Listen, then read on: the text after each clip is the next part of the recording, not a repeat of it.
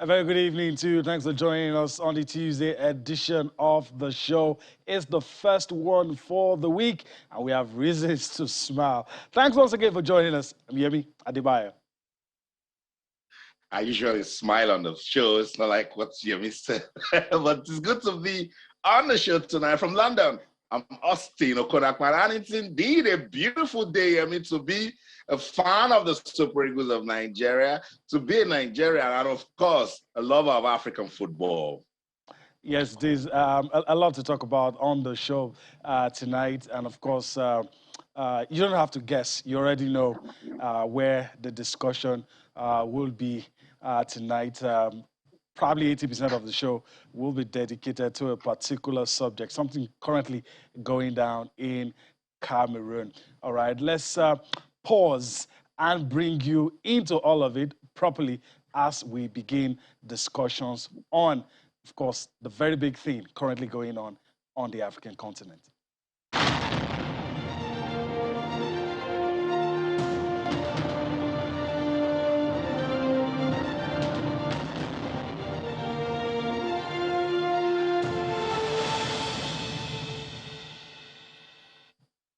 All right, you're welcome to the Africa Cup of Nations segment on the show today.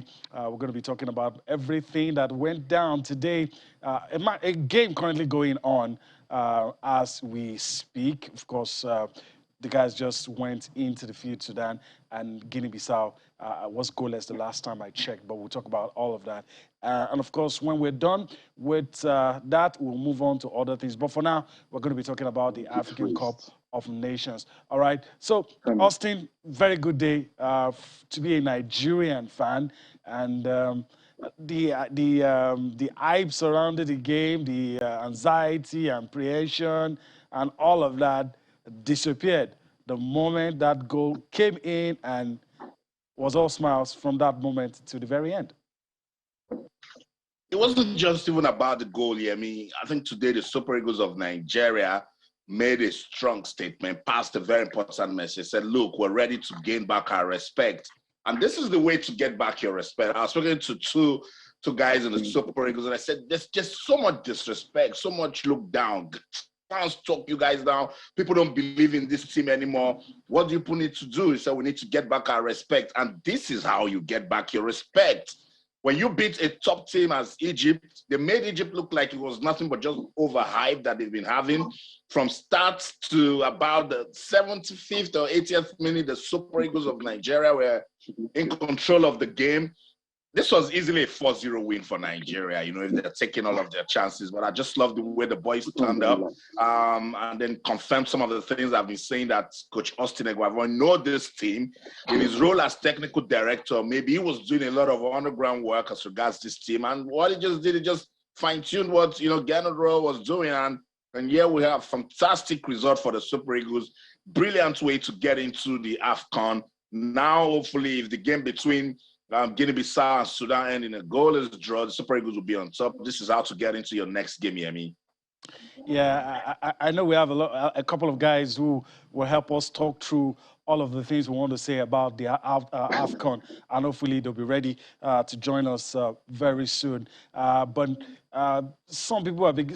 I don't know. Some people probably say maybe the Egyptians had a bad day in the office. The opinion is divided as to whether we raise the level of our game so much the Egyptians looked ordinary, or that the Egyptians just had a bad day. Those opposing views, what everybody saying. Of course, we won't answer that question. We allow the guys answer it. But on social media, it had the makings of a very interesting discussion.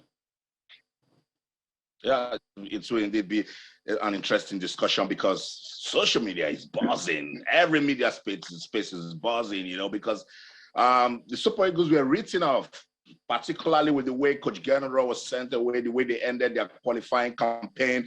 People got into the AFCON without giving Nigeria any chance to impress, and I'm super excited that the Super Eagles needed to step up today, and they did, particularly with a decent side as the Pharaohs of Egypt. You mentioned that we have quite a number of persons standing by to give more, to expand this conversation. Let me first introduce, he's in Istanbul. We're speaking to him for quite some time. The football match and player analyst, Tofe Towabola, joins us on the program. Tofe, it's good to have you on Sports Tonight. Yeah, hello, Austin. Nice to have you. Thank you. Awesome, and it's been quite some time. Let me also say Happy New Year, and this is a good way to, welcome you into the new year.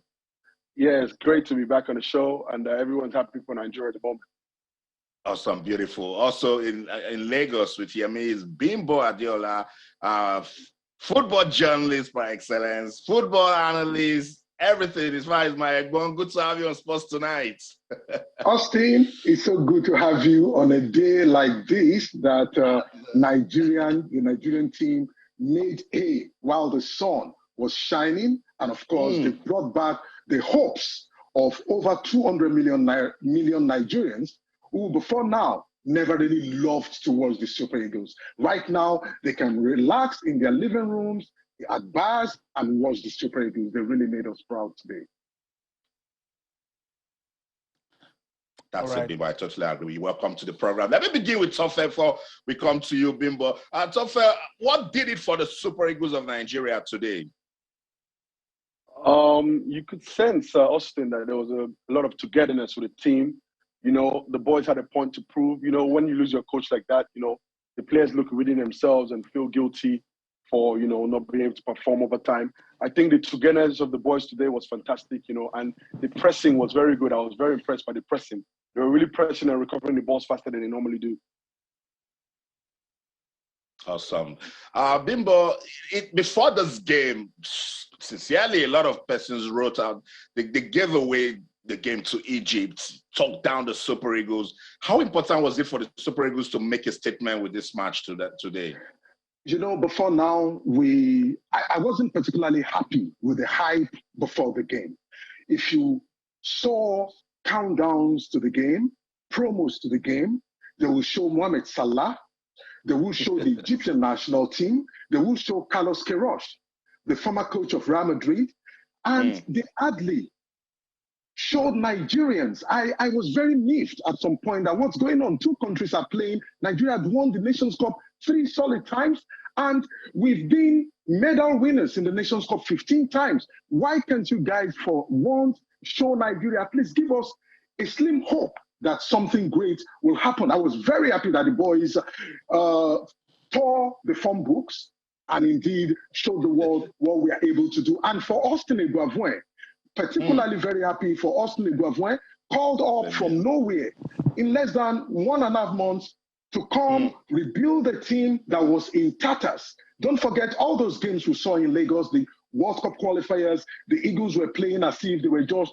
handpicked from one lonely club at the back of Europe to come just assembled to play for Nigeria. But right now in this game tonight, we saw a team that was ready. We saw a team that looked as if they've been playing together for 5 years. And you won't believe it that these guys have only been with a new coach less than 1 month ago. Fantastic understanding from the back to the midfield to the forward. Everything just went very well. All right. All right. Let me just chip in. Yemi from Lagos. Thanks, Bimbo Adiola, for joining us on the show tonight. I'm interested in asking you because I've been reading a lot of comments, and I want you to settle this for us. You already talked about the hype surrounding the game. So my question to you is, what happened today? Were the Egyptians very poor, or were they overwhelmed by the Super Eagles? Which one is it? Because a lot of people trading words, they were poor, or some say the Super Eagles were excellent. Which one of it is it for you? The truth is, when you have an excellent team, you make the other team look like a bunch of amateurs. Look at what happened to, by far, arguably the best player this season in the world, Mohamed Salah. He caught a lonely figure. Mohamed Salah was left alone in a world of his own. He was confused. He didn't know what came over him. The setting of the team was just very, very fantastic. If you look at the pairing in the central defense, Ekong and Omero struck a wonderful understanding. if you look at the wing backs, the way they were moving, the rotation was awesome. Olaino was playing as if he was on one drugs or the other. And of course, you saw what was happening, the synergy between Ndidi and Aribo. No doubt, we're not surprised that Aribo was named the best player in the Scottish Premier League because he really showed dominance. And of course, Ndidi struck solid understanding. When you have such understanding and unity in a team, you make the opposing team look very, very inferior. And that wasn't the Salah that we used to know.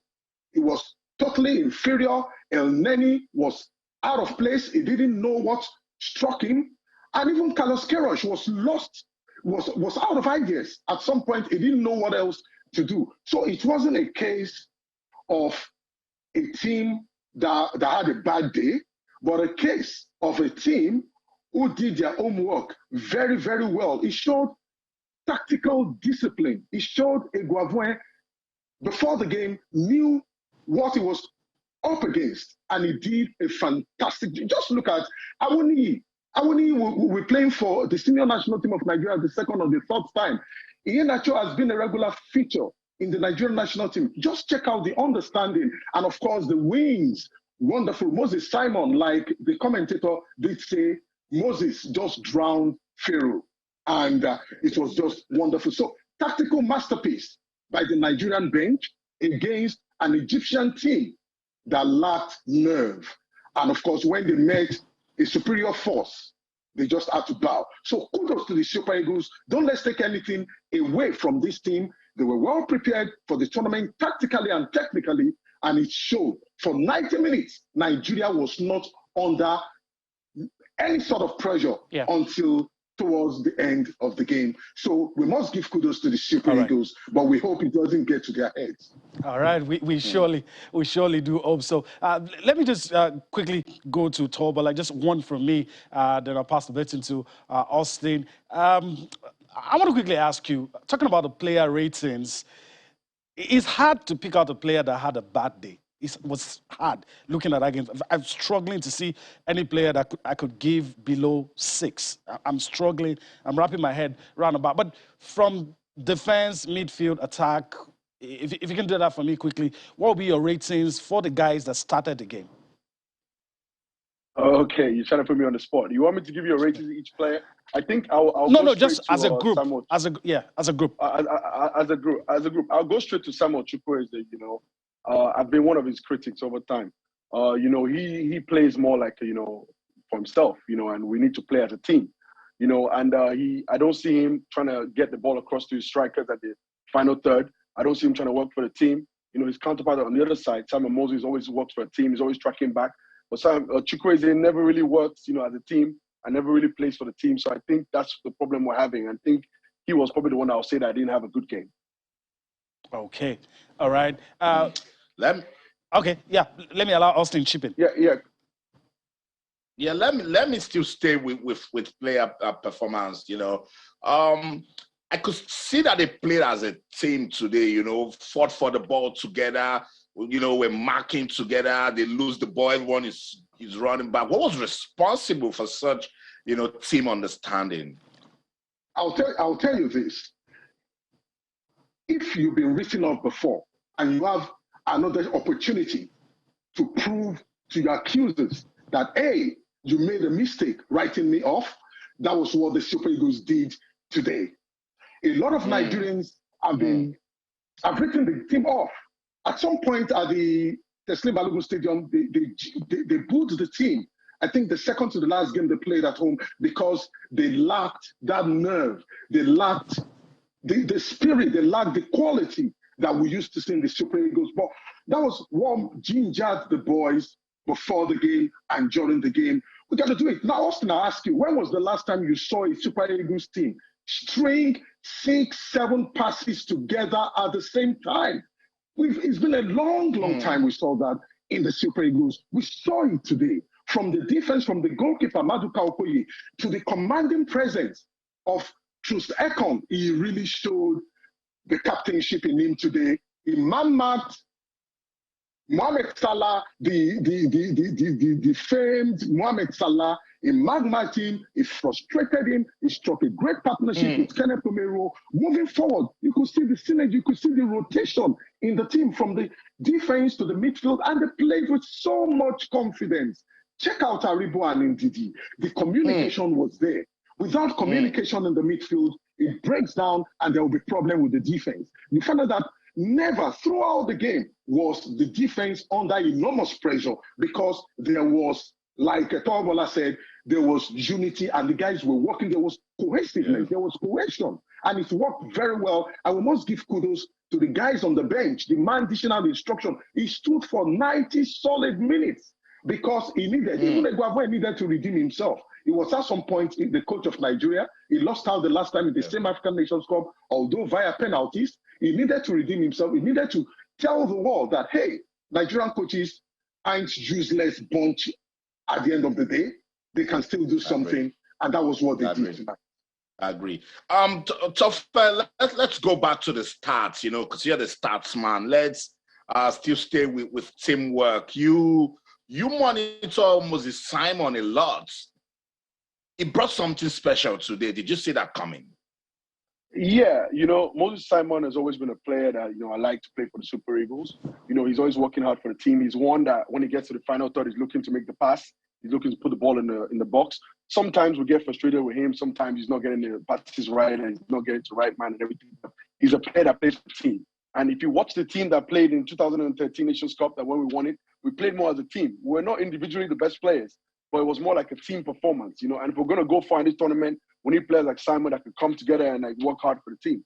Because you see, other players, when they're not playing for the team, even Ejuke came on, we know he's good dribbling the ball. He can beat the man 1-for-1. But if he can't really play as a team, I saw some positions he was in. He was trying to run the ball forward. You know, he should pass the ball. We should move the ball around. You know, and as Bimbo said, you know, he's going really well in the midfield. Aribo was fantastic today. You know, he worked really hard and, you know, he worked really good with Ndidi. And I think I keep talking about team performance because we can go all the way if the coach can get the boys going well. And kudos to Austin Eguavoen because he's shown that Nigerian coaches have something to prove. And we don't have to literally be going for all the foreign coaches. You know, to be honest, Gennaro Rowe didn't do a bad job as a coach of Nigerian team. He was able to balance the team. He was able to get good players. He called up the right players to an extent. And he was doing well, you know. And the boys know each other. These boys are not brand new boys from anywhere. You know, kudos to the NFF and to Coach Austin. They kept the same team together. These boys know each other. They've been training together. They're losing a couple of key players as well. But I think the togetherness is there. We just need to focus on training as a team and playing together and trying to get the passes right. Because let's not get too carried away right now. We won the first game. But we're going to get some tougher games. Imagine if the goal didn't come in the first half. It would have been a good performance and it would probably be 0-0 and we would have been frustrated. So we need to score more goals. We need to make more drills and we need to impress. Interesting. Bimbo, just in like 2 minutes, because I want to get the viewers involved now. I want you guys to talk to us. Send us an email, sportstonight@channelstv.com. Let's celebrate the Super Eagles win. If you love Nigeria, if you're a fan of the Super Eagles, talk to us. sportstonight@channelstv.com. And the question we're asking is simple. How can the Super Eagles improve at this tournament? They've beaten Egypt, arguably the best team on paper in Group D. They've beaten the Pharaohs of Egypt. How can they improve? Because there's still Sudan and Guinea-Bissau. And Bimbo, that's what I'm throwing to you also. How can the Super Eagles improve? It's so simple. Don't get carried away. It's a tournament. It's not a one-off. It's not home and away. It's a tournament. And like they say, it's a marathon. You've won the first game, 3 points in the kitty. The first game is always very crucial in any competition, and that they've done, especially with a team that was touted to be one of the favorites before the tournament and against a player that everyone right now respects everywhere in the world. So that togetherness must be there. And hey, you must always take your chances. What if we didn't score that first goal and we fluffed every other opportunity that came our way? We had the chance. We had the chance to bury like 4 goals into the net of the Egyptians tonight, this evening. But unfortunately, we didn't take our chances. We need to take our chances. And there must be more synergy, better understanding with the attackers. Awoniyi and Iheanacho must know that it's a team effort, it's a teamwork. At times, you don't have the chance to bury the ball into the net to score, and you have an oncoming teammate of yours who is free enough. Like we saw cases where Iheanacho wanted to go it alone, and Awoniyi was begging for the ball. Just give me, let me kill these guys once and for all and bury the game, and let's just do it, But unfortunately, they got carried away. It's been a long time, but I've seen a Nigerian football fan this excited. The Super Eagles have done something very good for Nigerian football followers tonight. Just stay right there. We'll come back to you. It's Sports Tonight on your award-winning sports-loving channels television. We'll celebrate the Super Eagles of Nigeria after their 1-0 win over Egypt at the Africa Cup of Nations. Let's go on this quick break. We'll be right back. Stay with us.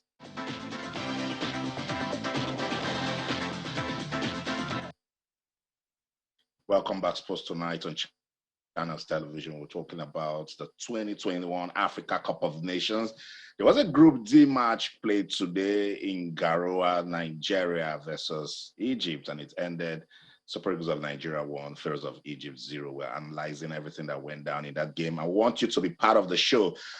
Talk to us. Send us an email to sportstonight@channelstv.com. The question we're asking is, how can the Super Eagles improve after beating Egypt today? Because there's still Sudan and Guinea-Bissau, and from what I saw in the first half, those teams, they're very tricky. So we can't, I was saying the Super Eagles of Nigeria cannot afford to be complacent when they play those two teams. A reminder, Ghana couldn't beat Sudan in the qualifiers, so they are a pretty decent team also. So how can the Super Eagles of Nigeria improve at the 2021 Africa Cup of Nations? We would like to hear from you. Tofa Towabola is still with us. Also, he's in Istanbul, Turkey. Tofa, we've been talking too much about the Super Eagles. Let's talk about Egypt. Was there so much pressure on Salah? Did Queiroz do anything wrong, putting the game around Salah and being a bit defensively conscious? Generally, Carlos got everything right. He put a team out there. Mohamed Salah is a big player. We know what he's doing worldwide. He's not getting the recognition, he deserves, at the world stage. But he's a really big player. And tonight, really, Nigeria held them up and everything was good for the Nigerian team. I think the pressure was too much on Salah. And I think that's why he couldn't deliver, just like when Messi has problems in Argentina as well. I think they had some other players on the bench. Ramadan Sobhi is a good player, but he should have started the game. And I think that Egypt were just, not their team today. They didn't play as a team, and they couldn't get things going. And they didn't really threaten us as much as they should have. They had more possession. They had 57% of the possession. We had just 43%, But I think, they might get better in the tournament, and they might look at it and, kick themselves and say, hey, let's win the other two games. Let's show what we're made of. So I'm not going to rule them out of the tournament yet, but I think Nigeria did really well today. I just want to go back to Coach Austin. He needs to try to focus on his substitutions. I see he made a lot of substitutions today. It was good, and I was happy to see a coach active trying to change players and rotate the team. But he needs to get it right, because in the next couple of games, it's going to be very important, to lock up the game. Take, for instance, bring in Kelechi Nwankale on today at the 80th minute, and we had Fred Onyeka, who's more defensive, who could have helped to lock up shop. And we all know that, Nwankale is good in the transition on the ball, but he's not necessarily the best defensive midfielder as well. He needs to get it right, and he needs to make those right subs. And I wanted to just bring that point in. All right. Thank you. That's a good one. All right, let me go to the top striker as we prepare to wrap up this segment. Tobola talked about substitutions. Are there players you would still love to see in this tournament? And do you think, like some people seem to be saying, they were impressed with the performances, but they felt some of the substitutes didn't really step up to the game, were not probably on the levels of the guys that were on the pitch before they came in? I don't know if you agree with that. Well, Shemi Ajayi came on because there was an injury to one of the defenders, so you can just forget about the defense, for instance. And before the substitution came, I was actually screaming right here that the guys were tiring out. That's the truth, because we played a high-intensity game, and that actually disturbed and destabilized the Egyptians. At the nation, when the game started, we found out that they even lost one of their key men to injury because of the high intensity, the pressure from Moses Simon. So at some point, the boys were getting tired. I noticed Taiwo Awoniyi tired out after about 70 minutes and he needed to be changed. And I want to believe that when Chiduke Ejura came on, that was a very good one for a tiring Awoniyi and some others. I wasn't expecting Alex Iwobi, for instance, to play today. He tend to slow down the pace of a game, except he tries as much as possible to improve on his level of play. Chidera, I don't want to mispronounce the name. Chidera Ejuke, yeah, brought some verve into the attack, even tried to score twice. But like I said, they should know that they are a team, they played like a team, and they must always look out for themselves. Whoever is free, jab the ball to the person, and let the person just kill the game. Like Torbala said, we should learn how to kill the game. Although there were moments where they tried to slow down the tempo because the Egyptians at some point were now desirous of hitting us on the counter, which they didn't really get right. They were committing all sorts of fouls and they were just letting everything into Nigeria. So left to me, Eguavoin today, impeccable. I dare say the substitutions, okay. Maybe Alex will be up. Okay. All right. So that's all right. It's good to hear your views. But let's try and move away from Nigeria a little. Other matches were played today. So let me stick with Bimbo. If you can give me a quick one on this one. Okay, all right. So let's just move on. And okay, after all, Bola, so let me just quickly throw this to him. Let's move from the Super Eagles and just talk about the other matches played today. One defending champions and pre-tournament favorites, Algeria, couldn't get the win today. They threw everything at it, but just didn't work. So I don't know if you're surprised with the outcome of the game. Let me allow Tobola give me his thoughts on this one. Were you surprised with what happened, not being able to defeat Sierra Leone? Yeah, the truth is that, to be honest, in African football, there's no more small teams. You know, everyone is stepping up. The smaller teams are also working really hard, you know, to turn up for their country, you know. And Algeria kept the same team they've had for a while, the same Slimanis and Fegulis, Brahimis and Mahrez. You know, there's a lot of experience in that team. And they were able to play today, but they were not able to unlock the defense of the Sierra Leone counterpart, you know. And I think it's just like, you know, the early stages, and I think Algeria are going to go all the way. They're going to go all the way to the finals and, you know, semi-finals, and they're going to really do well. I just think that there's a lot of experience in this team, and they kept the same team, and they were trying to be more pragmatic, and it just didn't work out for them, unfortunately. Yeah, and it goes to tell you that African football is really developing. I'm part of those who feel that there are no small teams. And when I say this, to go, oh, no, there are no small teams. I tell you, if I go to Bimbo and I'll wrap up this segment, let me just read some messages. And wow, Nigerians are buzzing. They are happy. Loads of messages coming, guys, but I love it so much. So keep it coming. Sports Tonight at channelstv.com. Olarewaju Obalaja says Boza. He said Boza to the Super Eagles. For those of you who don't understand, in local palace, he's hailing the Super Eagles. He says, congratulations to the Super Eagles, but they need to take their chances. Bimbo also said that blind shots was too much in tonight's games. Chukwueze should learn to play as a team member. Tofa also mentioned that Iheanacho should learn to partner well with Awoniyi. I think they did just that. I think they did a good job together. Overall, the guys didn't do badly. Kudos to Austin Eguavoen and the bench. Joseph Yobo was so passionate too. Larry, thank you so much. Sent us that one from Lokoja. This one is from Ustaz Jubrila. Wow, you are in Abiyokuta. He says, I think Austin Eguavoen's experience counted so much. He knows the North Africans so well, and above all, he speaks the Nigerian football language. This was what Rod didn't speak. Nigerian football fans. So you guys have a football language. I know all of you, when the team was not doing well and everything you were saying. Oluwafemi says they should play more together and be defensively conscious. I have fears on the sharpness of Trust Ekong, especially against a more attack-minded team. Bimbo, do you agree with everything that the fans are talking about? Honestly, they've just said everything. The truth is, the boys, there was a game plan, and they stuck to the game plan from minute 1 until the end of the game. Don't take anything away from them. The Egyptians, pre-tournament favorites. It's not easy in the first game to beat them. It took a lot of guts from the boys to achieve what they achieved today. And of course, for the first time in a long while, we had 2 former Super Eagles captains on the bench of Nigeria, Austin Eguavoen and Joseph Yobo. And like one of the fans did say, you needed to see the passion of Eguavoen. You needed to see the passion of Joseph Yobo.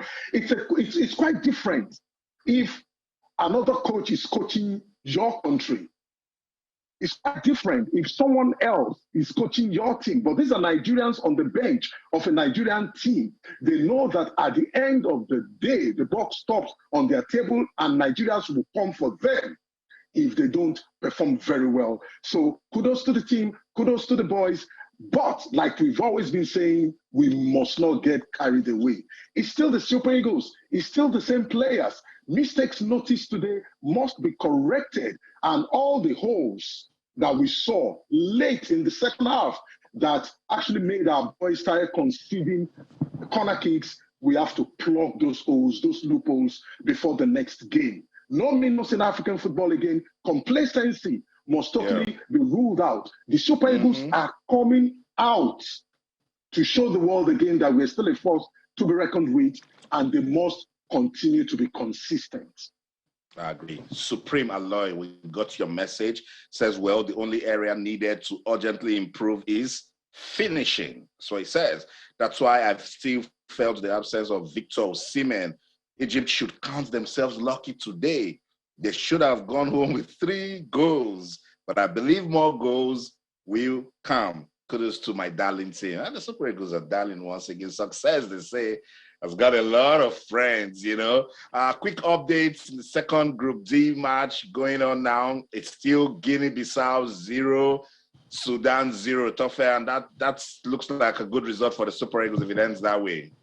Yeah, if it ends that way, that's fantastic for the Super Eagles. It's going to be an all-round good day for the Eagles. We have almost 75 minutes going in that match right now. And we just need to get everything going our way. And we need to finish top of the group so we can, really be challenging against good teams going into the end of the tournament. And as we said earlier, as Bimbo said, we need to focus and make sure that we could, not get carried away. The intensity was so good today. We committed 15 fouls, which was a lot compared to Egypt's 5. But, we need to really, really keep pushing and keep having a high intensity because we need to come out with the same energy that we came out for this game, for the rest of the games, and we have 6 games to go. And I think we could go all the way if we work really hard and keep the same intensity, which is what I'm hoping for. Yeah, Tofe, I also noticed it was a bit clean. I didn't see any booking. Did you? I think it was clean, no yellow cards.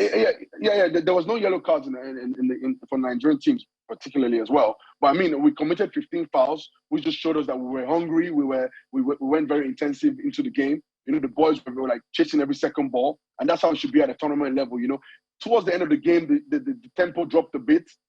So I think we just have to try to focus on these things. And as you said earlier, the finishing also, we need to try to come together and play as a team and score for the team, because soon, maybe in future games, we need to score some goals and we need to break the deadlock. And some players, sometimes it's good to be selfish, but sometimes it's good to focus on the team. And all I've said today is just about team, because we have 6 games to go and the Nigerian team can go all the way. And kudos to the Super Eagles.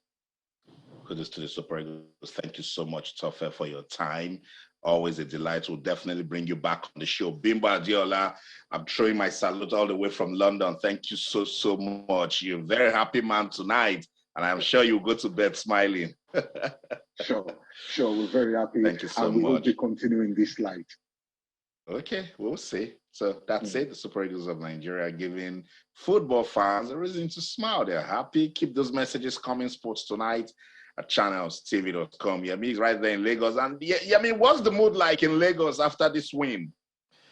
I mean, I was going through the comments while you were reading them, and a lot still popping in, and very ecstatic fans here all over Nigeria. And sometimes I feel like reminding a lot of people what they said when the Super Eagles weren't doing well.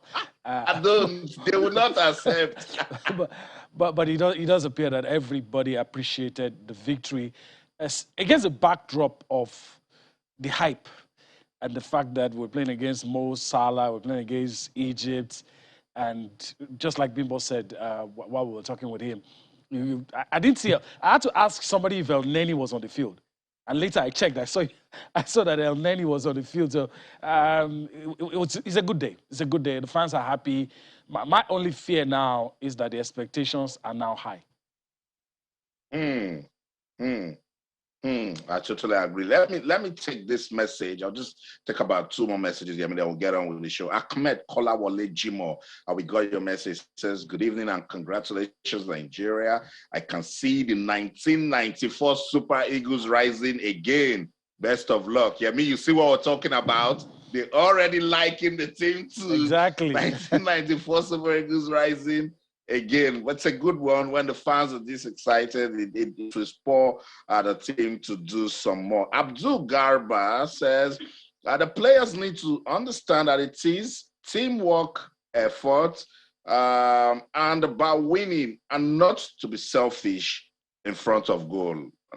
Abdul from Jos. I think we talked about that also. Toffe kept emphasizing teamwork all the way, and it will be very good if the team actually improves with more teamwork here, Yeah, like I said in my opening, I did struggle to see a player that wouldn't get more than 6 today.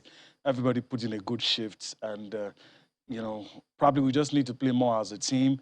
And there were a lot of wasted chances today. It could easily have been 4, 5, but it happened the way it happened. Yeah. All right, let's shift our attention to what's going to happen tomorrow. Austin already told you what's happening in the second game. If he hands that way, I mean, it's going to be good news galore for the Super Eagles all through today. But let's check out what's going to happen tomorrow. Tomorrow being Wednesday, you're going to have matches tomorrow in Group E. We're going to have Equatorial Guinea taking on Cote d'Ivoire. Of course, one of the goalkeepers in Cote d'Ivoire has been banned, even though his name is on the list for the Ivorians, but he will not play. FIFA has upheld his ban. All right, still talking about tomorrow. In Group F, you have the Carthage Eagles of Tunisia taking on the Eagles of Mali. Then Mauritania we take on Gambia. And so these are the matches that will be played tomorrow. The Equatorial Guinea Cote d'Ivoire game is going to be late tomorrow, 8 p.m. But for these other 2 games, Tunisia Mali, 2 p.m., Mauritania Gambia, it's going to be 5 p.m. So it's going to be interesting to see what happens when this matches are played. Austin, let me just quickly read this. I think it won't be fair if I allow this go. I'm very sure this viewer sent this in while noticing that other people were getting their own comments read. All right. So Omonuku Ejiro Israel says, great performance by the Super Eagles of Nigeria. I was really impressed with their style of play. The scoreline actually flattered the Pharaohs of Egypt. We can and should have scored more goals. Let's keep the performance up Nigeria all the way. So that was coming from Omonuku Ejiro. All right. That's going to be our last... well, I know you wanted to chip in something. Let me allow you to do that before we finally end this segment. Yeah, I just want to talk about that Group E, with what we saw today, with the way Sierra Leone held, Algeria to a goalless draw. That can motivate Equatorial Guinea, to say, look, if Sierra Leone can do this, because on paper, we are giving that group to Algeria and Cote d'Ivoire. So Cote d'Ivoire will fancy their chances now. They beat Equatorial Guinea, they go on top, But if a draw happens tomorrow, then that group is still wide open. All right, so that's it. That's a wrap on this segment of the African Cup of Nations. Let's take a breather, and after that, we return to continue the show.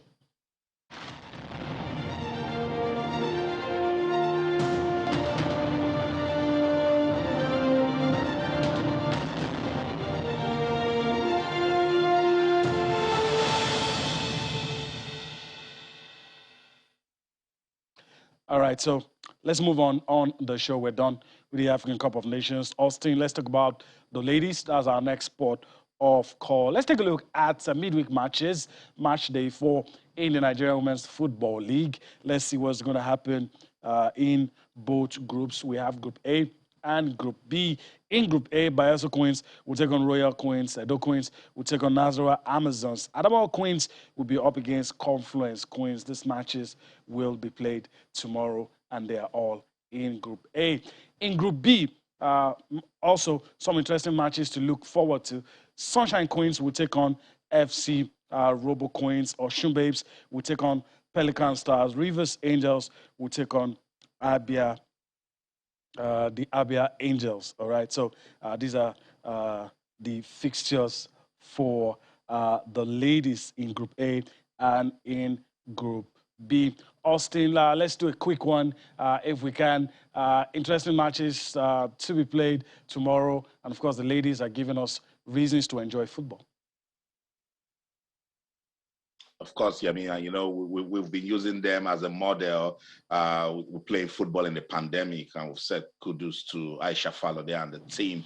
Sunshine Queens FC Robo will definitely get a lot of persons, talking is a Southwest derby, and we know what FC Robo has been doing, lately in the league. I see Edo Queens in there also, Bayelsa Queens. Look, even though the league doesn't get the sort of following that it deserves, these ladies, whenever they have a chance to play football, they do it with so much professionalism, so much class, and then give us the best of football. And I'm sure that's what we're going to see on match day 4. Yeah. All right, we're going to be here tomorrow to talk about what happened across the venues in the country.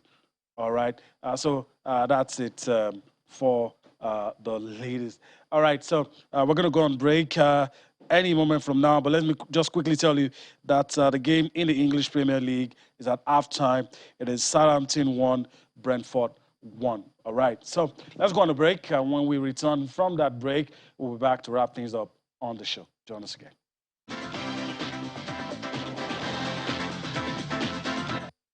All right, welcome back. We're on the home stretch, so let's talk about things we have to talk about. We're going to the English Premier League right about now, and it appears. Okay, it's halftime. It's 1-1 in that game between Southampton and Brentford, and it's still halftime. All right, we'll give you updates. It appears there's been a change right there. So it's Southampton 2, Brentford 2-1 now. 1. All Yeah, right, so that's it. Yeah, 2-1 now. All right, thanks for the update. So that's the situation report in that game. All right, but of course, in the English Premier League, everything now has been about the disruptions caused by COVID and coaches asking for transparency. Why does this game get called off and this one doesn't get called off? This one makes an appeal. The appeal gets held. This one, this club asks and doesn't. And one of the managers, obviously not happy with that kind of situation, is the Chelsea manager, Thomas Tuchel. All right, interesting comments from Thomas Tuchel, Austin, and not that he's talking about double standards, but he just claims, look, I don't understand some of these decisions.